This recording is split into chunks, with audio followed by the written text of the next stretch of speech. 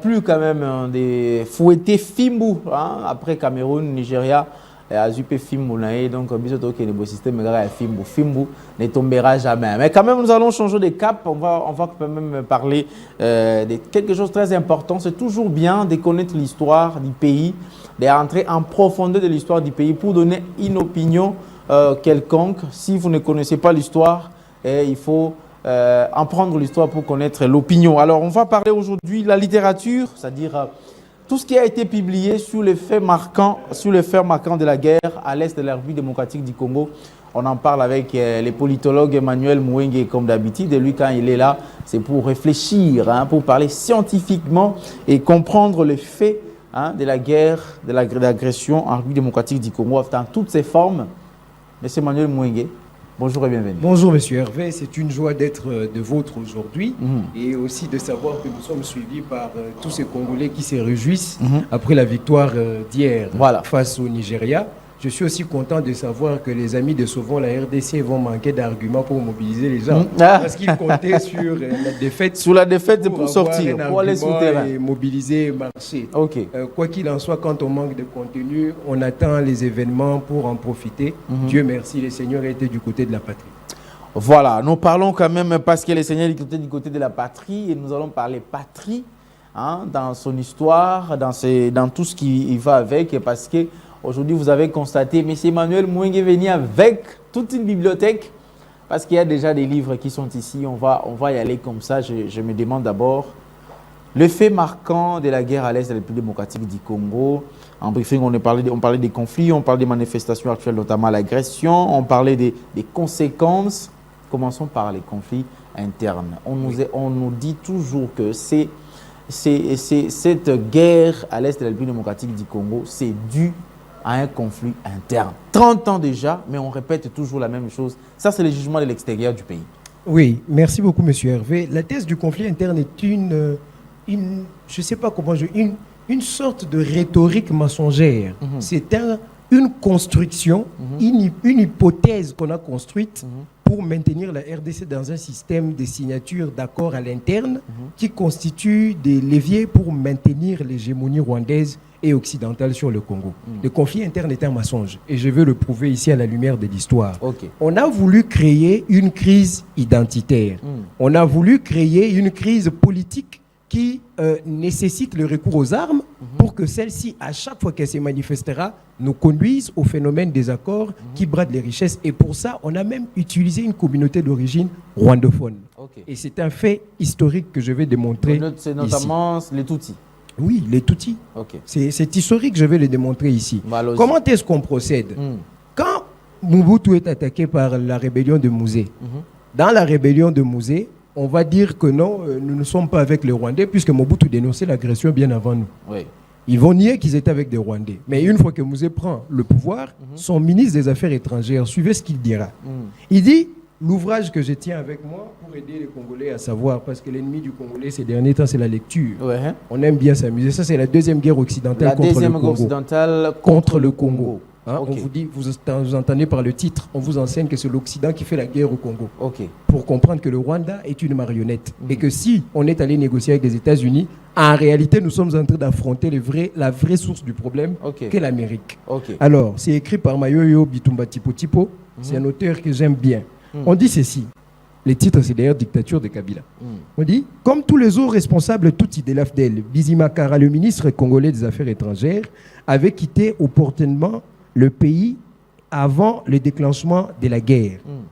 C'est lui qui s'est présenté comme citoyen congolais était pour d'autres un Rwandais répondant au nom de Bizimana Karamouetou.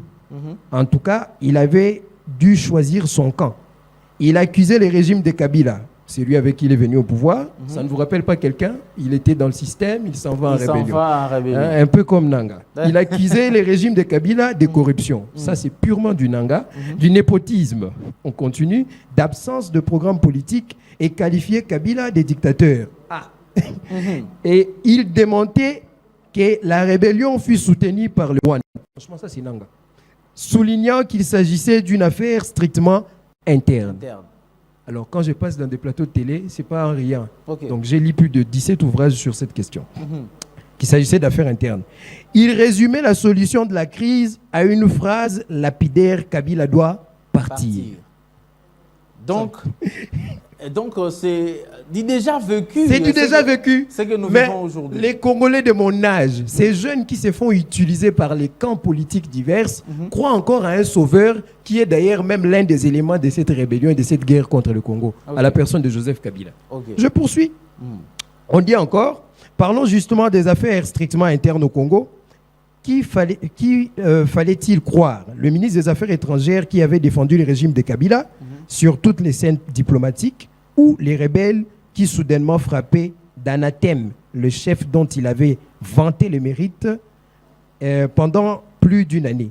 Il était aisé de soutenir que le régime n'avait aucun programme politique, mais que défendait Bizimakara du haut de son ministère, particulièrement lors de la rencontre internationale de Kabila, et était un dictateur, martelait-il au sein d'une opposition armée.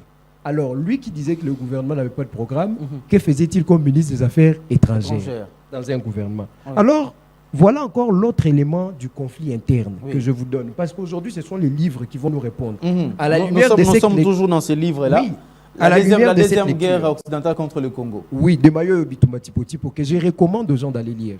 Voilà maintenant la cause principale qui justifie le conflit interne et comment la communauté internationale a participé au complot. Et vous comprendrez pourquoi aujourd'hui on ne veut pas reconnaître les génocosts. Et je vais casser les rêves de beaucoup de gens en vous donnant les éléments de l'histoire. Vous m'ajouterez cette question sur les résolutions du Conseil de sécurité des Nations Unies qui sont teintées d'hypocrisie.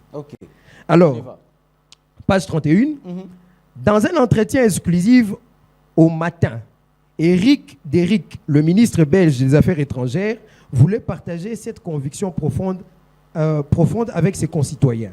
Tout ce qui se passe maintenant aurait pu être évité si Kabila avait résolu le problème des Banyamulenge, s'il avait pris avec beaucoup de fermeté en main le pays. Vous comprenez un peu. Des retours de tournées africaines, l'envoyé spécial de l'Union européenne pour les Grands Lacs, Aldo Agelo, a crédité cette thèse en laissant entendre que le problème interne, encore cette phrase, majeur de la crise congolaise restait la nationalité des Tutsis.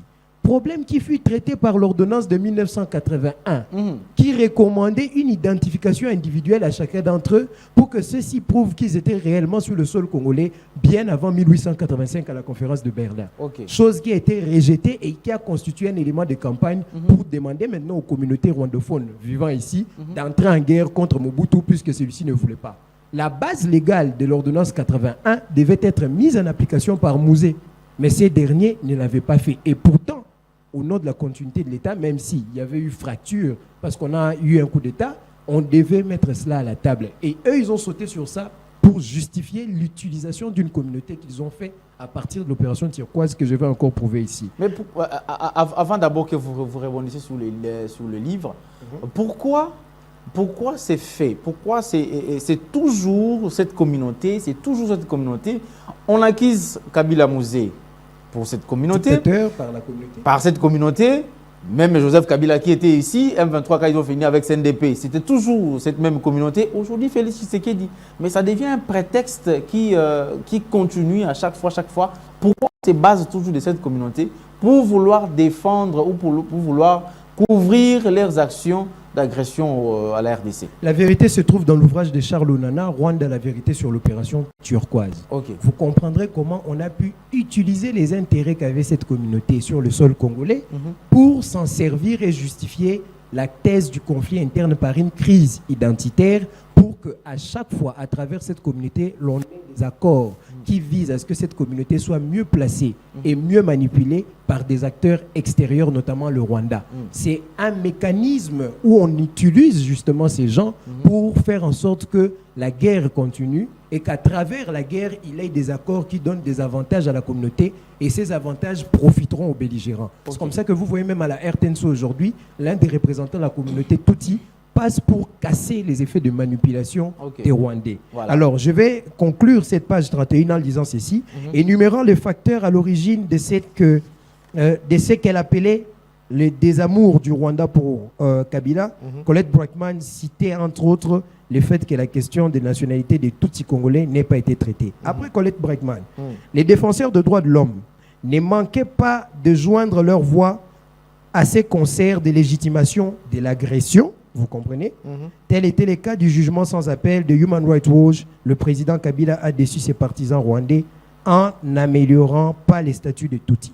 Donc c'est devenu une vérité internationale que la thèse est un conflit interne qui s'assoit sur la marginalisation d'une communauté. Alors que cette dernière possède des généraux, cette dernière possède des ministres, cette dernière possède des sénateurs. Ok. Vous voyez un peu le contraste. C'est un mensonge. Maintenant, quand la RDC vient avec la thèse de l'agression, la thèse de l'agression vient mettre fin à la thèse du conflit interne pour dévoiler la vérité qui se trouve derrière le conflit. Et ceux à qui le conflit profite ne veulent pas reconnaître même les génocides congolais. Okay. Et c'est là que, si vous permettez, nous pouvons entrer dans la thèse de l'agression pour comprendre maintenant la vérité cachée de ce que nous défendons. Alors, entamons cette thèse de l'agression parce que nous allons en thèse comme ça, après cette thèse des conflits internes. On a compris, bien évidemment, c'est juste une manipulation qu'on est en train de faire pour nous donner qu'il y a un conflit interne, et c'est pourquoi, et machin, et tout ça. Parlons de cette thèse d'agression. Qu'est-ce comprendre? Ce qu'il faudrait comprendre de la thèse d'agression se résume au propos de Kagame. Paul Kagame, président du Rwanda, en 1998. Voici ce que Kagame dit. J'ai avec moi l'ouvrage intitulé « Les marionnettes congolaises ». Les marionnettes congolaises. Oui. Des personnes utilisées pour agresser son propre pays. Agresser leur propre pays, exactement. Okay. Quand Félix Tshisekedi vous parle de pantin, et parfois je me demande si Félix lui-même ne lit pas les livres que moi aussi je lis. Parce que, au-delà d'avoir vécu, parce qu'il était né avant moi, au-delà d'avoir vécu, il faudrait interroger l'histoire. Okay. Voilà d'où vient les termes pantin. Ce sont des Congolais qu'on manipule. On va même casser ici l'idée comme quoi il y a une traque de Baswahili. La page 73 de cet ouvrage, le chapitre 3, concerne l'agression au nom de l'impératif sécuritaire. Donc, on agresse, mais sous prétexte de la raison sécuritaire. Voilà la vraie cause, les vrais acteurs de la guerre, le vrai problème. Ce n'est pas un conflit interne et la preuve est là. Voici ce que Kagame dit. Aussi longtemps que la dictature de Kabila. Deux ouvrages font référence à l'accusation dictatoriale d'un chef d'État. Okay. Ces deux auteurs, je ne sais pas s'ils se connaissent. C'est lui dont le MMR ont soutenu pour faire partie de Mobutu. Les mêmes propos de Bizimakara, les mêmes propos de consorts aujourd'hui, les Nanga et autres, ce sont les propos de Kagame en 98. Et les mêmes propos qu'il utilise encore pour Félix Tshisekedi. Mais finalement, il y aura combien de dictateurs au Congo? Aussi longtemps que la dictature de Kabila arme les Interamwe et les pousse à traverser, donc les Interamwe et les FDLR, et les pousse à traverser nos frontières, ça veut dire que vous m'invitez sur votre territoire. Les Interamwe doivent être désarmés, sinon nous n'avons pas d'autres alternatives que d'aller les chercher et les combattre. Nous avons un problème de sécurité qui vient du Congo. Nous pouvons permettre que cela continue. Notre intervention au Congo peut continuer des années sans problème. Mais ça devient pratiquement compliqué. Kabila, dictateur. Oui. Félix Tshisekedi, dictateur. Est-ce que les Nanga ne peuvent pas comprendre en lisant ces livres pour dire que, écoutez, même cette personne-là qui prétend nous soutenir avec ce genre de propos, c'est quelqu'un qui se répète, bon, il veut donner quoi, la cohérence dans tout ce qu'il a fait, dans tout ce qu'il est, ou comment? Parce que si quelqu'un est cohérent, c'est-à-dire, il ne change pas de position. Hein? Tout celui qui est là est toujours qualifié comme dictateur. Mais je vous dis que c'est ça la réalité, c'est ça la vérité du Congo. J'aimerais rappeler aux gens ici que lorsque Mouzé était accusé par Mobutu d'être avec les Rwandais, il a nié. Quand celui-ci prend le pouvoir, quand le Rwanda passe en guerre contre lui à travers les supplétifs du RCD consort, l'armée rwandaise, l'armée ougandaise et tout ce qui est arrivé, Mouzé va prendre la décision de chasser les rebelles rwandais et il va finalement reconnaître qu'il était venu avec eux. 3500 d'entre eux vont partir, des soldats rwandais. Et il va même faire arrêter Massassou, qui était l'un des généraux et des figures phares de l'AFDEL, pour dire aux yeux de tout le monde que finalement, c'était un caporal de l'armée rwandaise et on va même donner sa vraie identité devant tout le monde. Le problème, c'est qu'il y a un État qui a choisi d'être utilisé pour inféoder les ressources du Nord et du Sud Kivu et qui utilise maintenant son extension culturelle, c'est-à-dire sa communauté vivante au Congo et qui la manipule contre les intérêts congolais et pour asservir le pays. C'est ça, justement, la thèse de l'agression, du complot qu'il y a autour du Congo, qui reflète même la vérité. Et je peux encore prendre un autre ouvrage pour renforcer cette vérité, toujours le même ouvrage que j'avais ici. Suivez bien ce que cet ouvrage dit. Voilà. On vous dit, le 27 juillet 1998, craignant sans doute un coup de force des Rwandais, Kabila reconnaissait enfin la présence de troupes étrangères au sein de la nouvelle armée congolaise et prenait la décision de les renvoyer dans leurs pays respectifs. Dès le lendemain, il expulsait quelques 3500 soldats rwandais. 5 jours plus tard, le Rwanda s'est retourné contre leurs anciens alliés simultanément à Kinshasa. Et c'est là qu'on va avoir ces massacres, on les avait exécutés en grande quantité ici. Pour Massassou, l'homme dont je venais de parler ici, Massassou Nindaga, on disait qu'il faisait fonction de chef d'état-major de l'armée à l'époque. Il fut arrêté puis jeté en prison. Un communiqué de la présidence de la République le tournant en ridicule, le présentant même comme un ancien caporal de l'armée rwandaise. Voilà ce que je voulais dire ici. Donc moi j'ai comme l'impression tout ce que nous vivons aujourd'hui a été déjà vécu. Aujourd'hui c'est dans les livres. Exact. Mais pourquoi on n'arrive pas à comprendre cela? Est-ce que c'est parce qu'on dit les Congolais c'est quelqu'un, si vous voulez le cacher la richesse, il faut le mettre dans les livres? Exactement. Ils ne se donnent pas à apprendre l'histoire? Exactement. Monsieur Hervé, les gens qui nous suivent savent que rares sont les jeunes qui peuvent passer dans les médias, faire un débat avec des ouvrages, faire un débat sur la géopolitique. Tout le monde fait un débat par rapport à un acteur politique. C'est ça. Bisso Sovo, la RDC, Tonara Kabila, vous êtes des incompétents. Ceux de Tshisekedi répètent la même chose contre les autres. Pour l'instant, moi je soutiens le président de la République. Parce que face à cette répétition de l'histoire, c'est lui qui prend les camps de la République comme Mouzé l'avait fait, c'est Félix. Il n'y a pas de débat là-dessus. Mais en ce qui concerne l'histoire maintenant, là où le jeune devait être guidé, parce que moi je ne soutiens pas, je suis de l'UDPS, derrière moi il n'y a personne, je le soutiens au nom de l'histoire. Mais ceux qui soutiennent leurs acteurs de l'autre côté, les font parce que c'est ceux qui leur donnent des dupes de véhicules et qui les inféodent. En fait, cette culture-là, qui s'assoit sur l'absence totale d'un programme cohérent sur l'histoire du Congo dans les secteurs de l'enseignement supérieur, parce que c'est aussi un problème de gouvernance. Pour prendre conscience, il faut être instruit. Or, pour être instruit, c'est la famille et c'est l'école. Une école qui ne produit pas des gens suffisamment instruits par un programme défectueux va vous donner des parents qui ont une inconscience et ceux-ci seront incapables d'instruire. Voilà maintenant la vérité que j'aimerais prendre avant d'entrer dans l'aspect du complot contre le chef de l'État. On y va. Monsieur Hervé, en ce qui concerne les résolutions, j'avais dit que je vais briser les rêves de beaucoup de gens. En 1994, il y a eu la résolution 929 condamnant le génocide rwandais et faisant en sorte qu'il y ait une force internationale qui soit déployée au Rwanda. Cette force était sous la tutelle de la France et cette force s'appelait l'opération Turquoise, reliée dans l'ouvrage de Charles Onana. C'est cette force-là qui interviendra suite à la résolution 929 qui, elle, a été votée sous le chapitre 7 de la Charte des Nations Unies. C'est quoi le chapitre 7? Quand on vote une résolution pour un pays agressé ou un pays en situation sécuritaire, humanitaire atroce, et qu'on la vote sous le chapitre 7, ça signifie que si ce que la résolution demande ne peut pas être exécuté, il faudrait que les conseils de sécurité appliquent une mesure de contrainte par la force. Le déploiement d'une force militaire pour faire exécuter la résolution. Au même titre que la résolution 1000 et quelques de la Libye, qui avait fait en sorte qu'on puisse déployer une zone d'exclusion aérienne où il y a eu de bombardements sur l'armée libyenne. Cette force-là viendra pour apaiser, remettre la paix et faire en sorte que le tout y soit protégé. Je rappelle que ce qui a motivé cette résolution, c'est le massacre de 800 000 personnes. Maintenant, qu'en est-il? Parce que justement, l'opération va faire entrer beaucoup de rebelles ici et va même faire installer la sécurité à l'est du pays. C'est ce qu'Onana dénonce. C'était une opération bien préparée. On devait laisser la situation de génocide empirer et puis envoyer des troupes pour superviser l'entrée illicite de groupes rebelles à l'est du pays et de les installer. Maintenant, qu'est-ce qui arrive au Congo? En 2000, le Congo aura sa première résolution contre le Rwanda et l'Ouganda pour l'occupation territoriale. C'est la résolution 1304. Et je rappelle qu'en cette période-là, il y avait eu entre 1 et 2 millions de morts, nous confère l'ONG International Rescue Committee. Cette organisation a retracé qu'il y a eu 1 à 2 millions, pratiquement 2 millions de morts pour que cette résolution sorte. Mais regardez la différence entre les deux résolutions. Sur le génocide congolais, cette résolution ne sera pas votée sous le chapitre 7. Elle n'aura pas une capacité contraignante.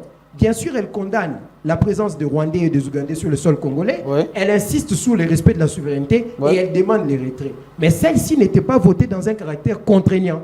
Ce qui a fait que la crise dure jusqu'à avoir les RCD, jusqu'à ce qu'on arrive en 2002 à Sun City.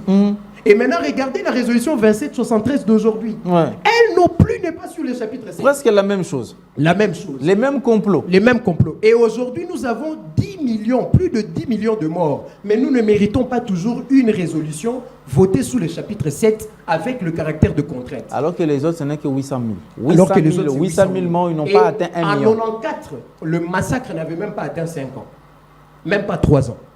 Imaginez. Vous comprenez un peu la situation actuelle. Voilà. Nous, ça fait 30 ans et nous ne méritons aucune résolution. Tout ça pour vous faire comprendre que lorsqu'on voit Félix, dans la table des négociations, résister à signer ou à conclure le protocole d'accord sur l'intégration régionale économique, sous prétexte que tant qu'on n'a pas fait les retraits de troupes rwandaises, il ne signera pas, c'est avec raison. Ok. C'est avec raison. Je suis le premier critique de la démarche diplomatique du Congo. Et je critique en proposant des solutions pour qu'on améliore. Exact. Et là, je suis d'accord lorsqu'on se rend compte que finalement, le processus de pacification commence de son début jusqu'à sa conclusion, sans notre intérêt, qui est le retrait de troupes, mais vous voulez qu'on signe des accords économiques. Parce qu'il y a un complot. Voilà. Descendons alors sur les derniers points. Sur les derniers points, parce qu'on va recevoir encore des invités. Comprenez qu'on va aller comme ça. Les deuxièmes points, les conséquences, où vous évoquez de ces faits qui pourraient faire amener à une sorte de coup d'État. C'est comme ça je dois utiliser comme ça. Conséquences. Les conséquences justifient les accusations de complot, de coups de taille, des arrestations dans l'armée. Ce qui fait en sorte qu'aujourd'hui, l'on parle de coups d'État et autres, se reflète dans l'histoire. J'ai avec moi l'ouvrage, c'est le colonel Laurent Manima. Le titre, c'est « La République démocratique du Congo et sa sécurité ». Que les gens aillent lire cet ouvrage ici. La République démocratique du Congo et sa sécurité. Voilà. Page 87, le chapitre s'intitule « L'assassinat du président de la République, Mzee Laurent Désiré Kabila ». Le peuple congolais avait vraiment aimé son nouveau président avec son dialogue franc et direct, un peu comme Félix. Ok. Je vous le dis, c'est l'histoire qui se répète en faveur du pays et du peuple. Mais cela était sans compter avec une certaine opinion extérieure qui jugeait sa présence comme étant un ombrage à leurs intérêts égoïstes bien camouflés. Et comme le monde fait de tout bois la dite opinion, excusez-moi, a fini par dénicher quelques traîtres qui ont participé à l'exécution de la sale besogne. Je passe derrière. Ainsi, les alliés d'hier se sont mués en ennemis d'aujourd'hui et aussi quelques compatriotes insatisfaits se sont convertis en ennemis de l'autorité du pouvoir. Un peu comme les Nanga et tous ceux qui étaient dans le système. On sera dans cette tourmente jusqu'à l'assassinat spectaculaire de Mzee Laurent Désiré Kabila, président de la République en janvier 2001, sur son bureau de travail. Après l'assassinat du président de la République, la situation du pays était devenue plus grave qu'avant. Voilà la conclusion qui attend l'histoire de la République démocratique du Congo si les ennemis du Congo réussissent leur complot de coup d'État ou encore leur agression à l'Est. C'est comme ça que l'histoire de Kabila et de l'agression s'est terminée.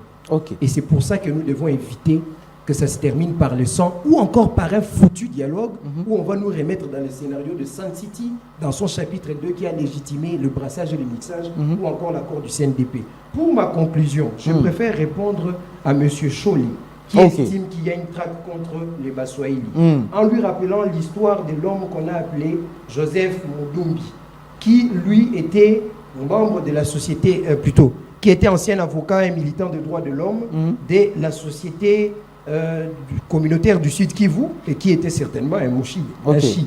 Celui-ci, on dit de lui qu'il faisait tout à l'intérêt de Rwandais. Je ne vais pas m'éterniser parce qu'on nous fait signe que le temps est fini, mais allez vous renseigner sur l'histoire de Joseph Mudumbi, le massacre que cet homme a fait à l'est du pays. Joseph Mudumbi, c'est la caricature actuellement de Bertrand Bissimois. Le même type d'individu, le même type de personnes manipulées. Et dans cet ouvrage des marionnettes congolaises, on nous enseigne que cet homme a pillé, volé les ressources et transmis au Rwanda et que tout ce qui se disait en négociation avec les autres groupes armés, il transmettait rapport à Kigali. Cela ne vous rappelle pas quelqu'un? Bertrand Bissimois. Voilà comment l'histoire ne cesse de se répéter. Ça sera long, on ne peut pas dire que nous avons fini, non, on n'a pas fini. En tout cas, nous aurons encore le temps pour continuer à creuser les faits historiques de la guerre à l'Est de la République démocratique du Congo. C'est très important. Nous servir aussi du livre, nous servir de la bibliothèque congolaise. Bah, écoutez, n'attendez pas voir des choses pour aller lire. Il faut lire. Il faut lire. N'est-ce pas, monsieur le manière oui. Parce que on conclut. Pour ma part, les gens vont croire que je suis contre les uns ou les autres. Non, moi, je vous démontre le complot.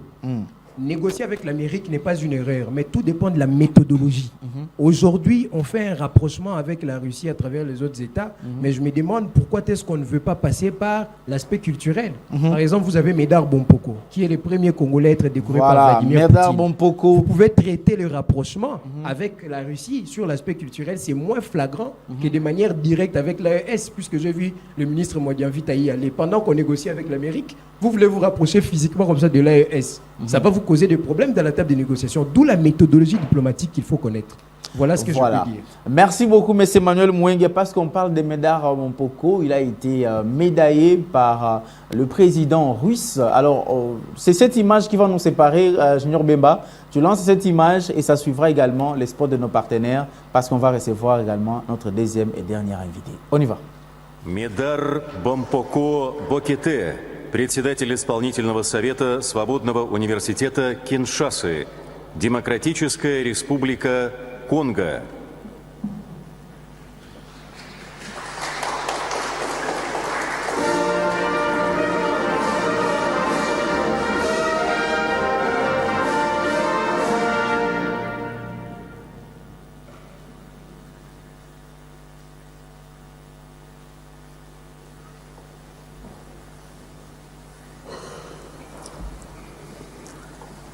Je remercie infiniment Son Excellence, Monsieur le Président Poutine, à travers lui, tout le peuple russe, de m'avoir honoré de mots vivants.